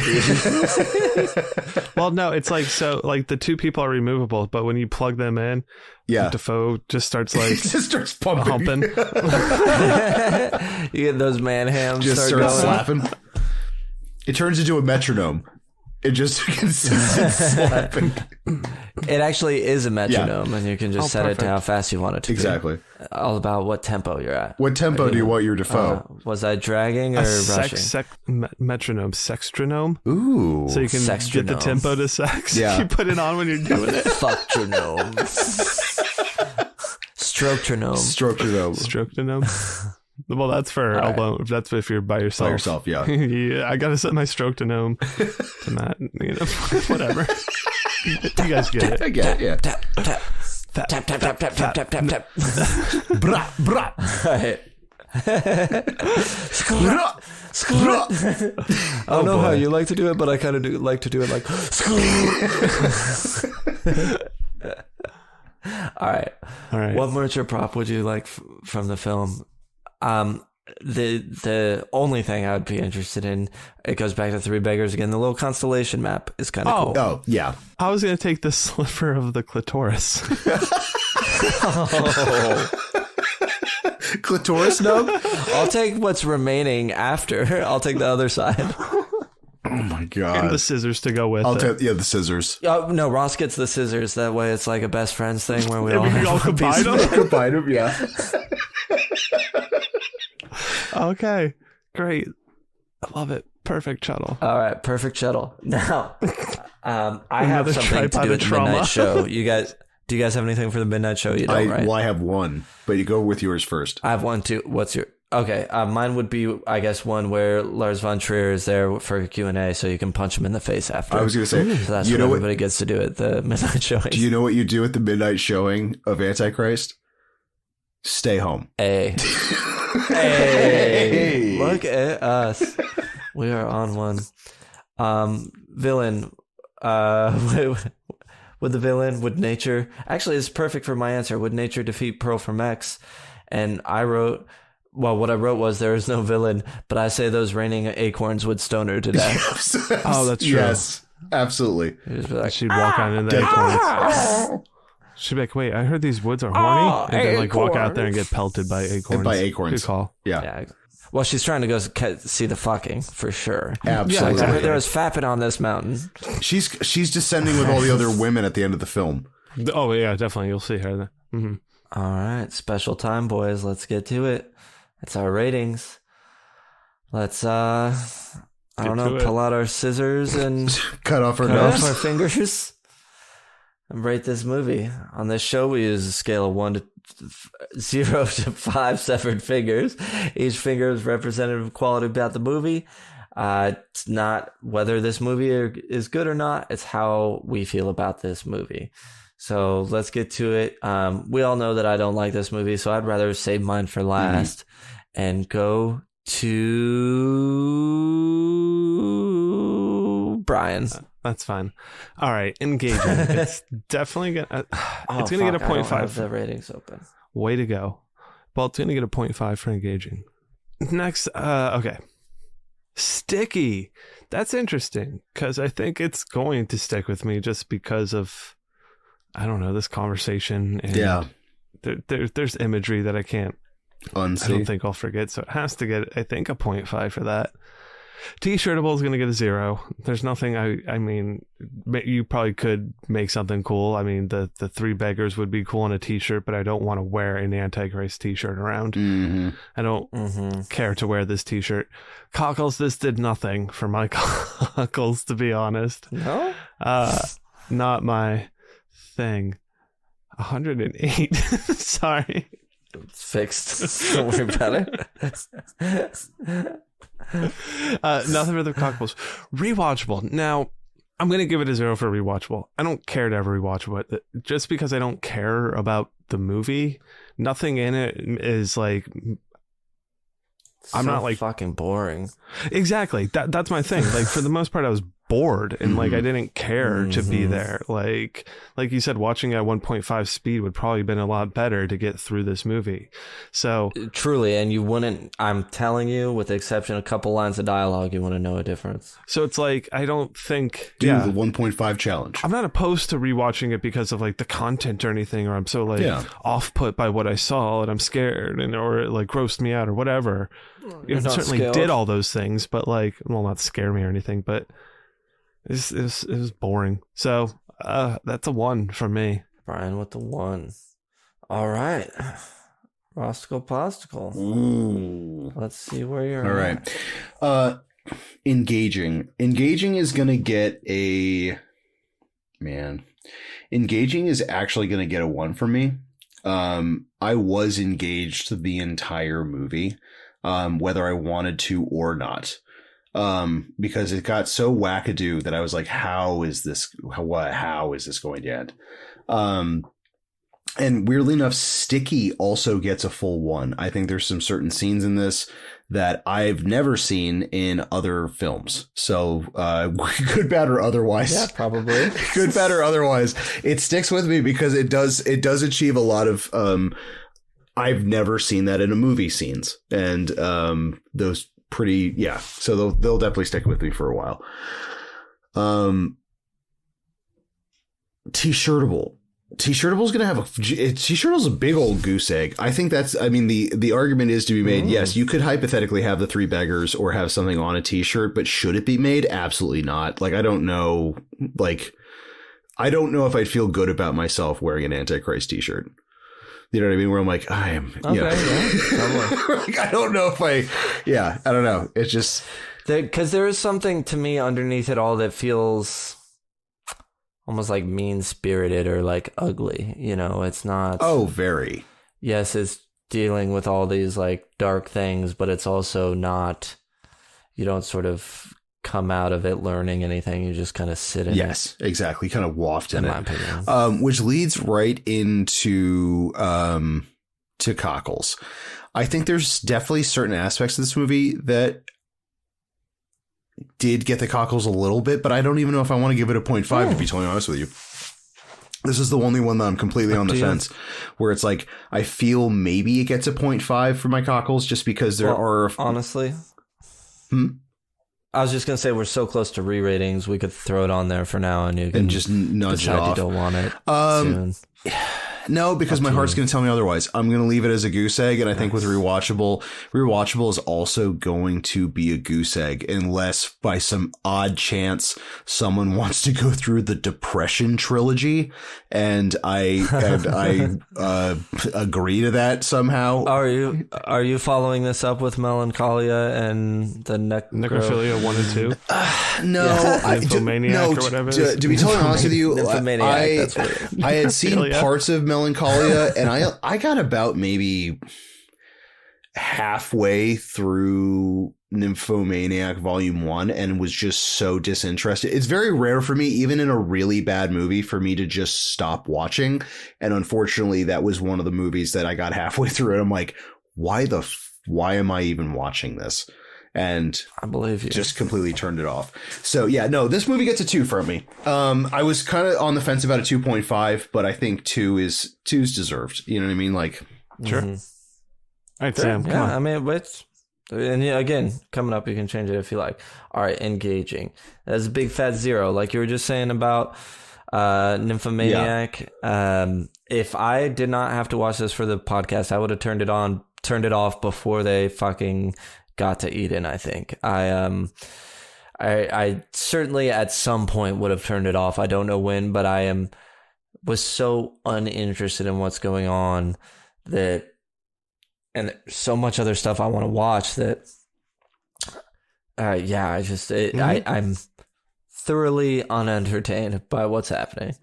Sticky, it has to get a 0.5 because whether or not I want to or not, there are things I'm going to remember from this movie. And I do think that Sticky almost does play to whether or not it's a good conversation. And I do think it was good to talk about. T-shirtable. That's going to be a 0 as well, just like you guys were saying, because there's some cool shots, but they're not T-shirtable shots, and I hate this movie, so there's nothing going on there, and I would be reaching to say something was like cool enough visually. Mm-hmm. It looks nice. It's well executed. Like he knows how to put a movie together. He knows how to put metaphors together. Yeah. Doesn't mean shit in the end. Cockles, absolutely not. Obviously, bored to shit. Don't like it. Deals with depression and grief. I've dealt with both of those myself. Don't feel like I've felt any sort of enlightenment or interesting take on either of those topics. Plus all the religious stuff I don't care about, and the fact that it kind of seemed like it was like women are evil. So all that combined to a 0. And lastly, of course, I'm never going to watch this again. I kind of hate it. So 0.5, that feels just fine. Ooh. It wouldn't feel right giving it a 0. I agree. So, or a 1. So a 0.5 feels right. I mean, re-rating mine might go down. Just like I kind of agree with what you said about engagement. I think the only reason I stayed with it is because we had to watch it. Like I wouldn't have cared otherwise. I was bored. So but I guess I gave it the 0.5 because I guess when, I was engaged when I was watching the weird shit that was happening. So maybe it deserves that 0.5 because it was visually engaging. I don't fucking know. Re-rates are coming up for sure. But that gives it a 1.2 as our Chuddle scale score. Is that our lowest? That's a fucking Chuddle if I've ever heard of one. Close that is to a goddamn Chuddle. It's going to be no. So right below it, Halloween Ends and Texas Chainsaw Massacre Next Generation sit below it at a 1. Wow. But those are the only 2 that are below Antichrist right now, so if this has the potential to go down and probably match up with those if I re-rate it if Frost changes it. And honestly, if I ever revisit Halloween Ends, I could see it going up from my score. There's no way I'm going to go higher on Next Generation. I know that. Yeah, sure. But or this movie. I mean, realistically, Ross, you missed it. It's a 1.2 collective with only Next Generation and Halloween Ends ranking below it. Wow. I mean, yeah, that reads. Curtains and Cheap Thrills are just above it. And Murder Party. Oh, God. Murder Party, I got to give more credit to, I think. That'll go up in re-ratings. I'm not going to watch it again, but I gave it a 1. It's not that bad. Yeah, I agree. Anyway, that's what we have to say. What does the club have to say? Mm-hmm. We only had one. It was T-Boo, one of the people who suggested it. I think the Witchy Cajun suggested it first, and T-Boo seconded it. He says, engaging 1, sticky 1, t-shirtable 1, cockles 1, rewatchable 0, it's a 10. So I think all of us disagree there, but I It's for film nerds and edgelords. You're either saying you like it because you want to be cool, or you are just like, you like art house junk. This actually, funnily enough, I saw Robbie Banfitch shared that there was a list of art house horror movies to show your friends to make them mad. And number 4 was The Outwaters. That's why he shared it, which was one of Brian's favorites of the year, I know. And then number 1 though was this, and I was like, oh great, we just fucking picked this or like took this as the patron suggestion. Now we gotta do it. I don't know, not to play not to play Antichrist's advocate, is that like, but I can understand why, because I have a bunch of buddies that love this movie. You know what I mean? And I can see why you would like this movie. I feel like for the reasons they enjoy it, it's the reasons I don't enjoy it. It feels too pretentious for me. Yeah. I would say it's very pretentious. And I don't have a problem with that if it's like presented well enough, neither. But I feel like there's no substance to the pretentiousness. Right. It's glib. It's glib. Which also, though, I think maybe the director knows that. Like, he almost has this sense of like, yeah, I'm just doing this to get a rise out of people, which in some ways I respect. But for some reason, it's the tone of this, the vibe of this that turns me off for it. Where other times I'm fine with people doing something just to piss people off. Sure. But not this one. And I think that people liking it, you said you had buddies that liked it. There was a point I was going to touch on with that. Stop being friends with them? No. Oh, I don't see anything to like about this movie. I do think there is a lot to discuss about this movie. I think you could talk a lot about this movie and what's happening in it. I don't think that equates to being good. Sure, agree. I think we had a good conversation about this, but gave it a low score. So, hypothesis. I'm glad we all agree. I was afraid one of us was going to be like a 4 or something. All right. The time has come. Steel your nerves and sharpen your wit. It's time for the final thingy. So I was kind of inspired by you, Ross. I liked what you did with Hell House LLC. So instead of asking ChatGPT, I want to know, what setting do you find the most scary? Like she found Eden the most scary. It can be real or made up. It could be something you never find yourself in. I think for me, it's like an all black space, or I think that the biggest sense of something scary for me is the unknown. So like in a space where like you have to move through it without knowing what you're moving through or coming up against, sort of an all blackness. But even just standing still doesn't bother me so much as like having to travel through darkness is like the scariest environment I can. No, I totally get that. I mean, oh man, that's a good one. I would probably say I'm not afraid of the woods. I know Bryan doesn't like deep water. Sorry. No, you see, what's weird is that I would say I'm kind of on the same thing as Bryan. Is that like I think of vast ocean.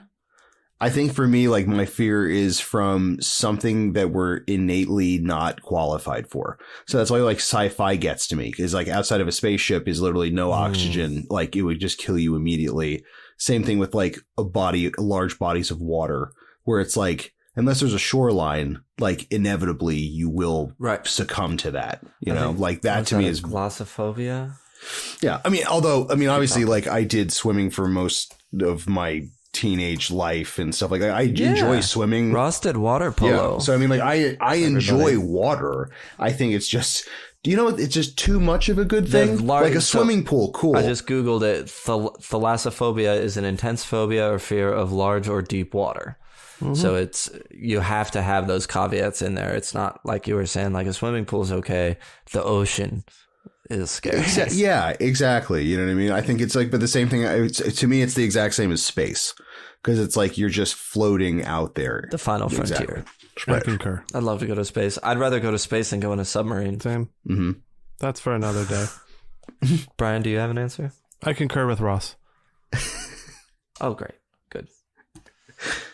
Oh, here, I just found a new one. Megalohydrothalassophobia is a fear of large underwater creatures or objects. Oh.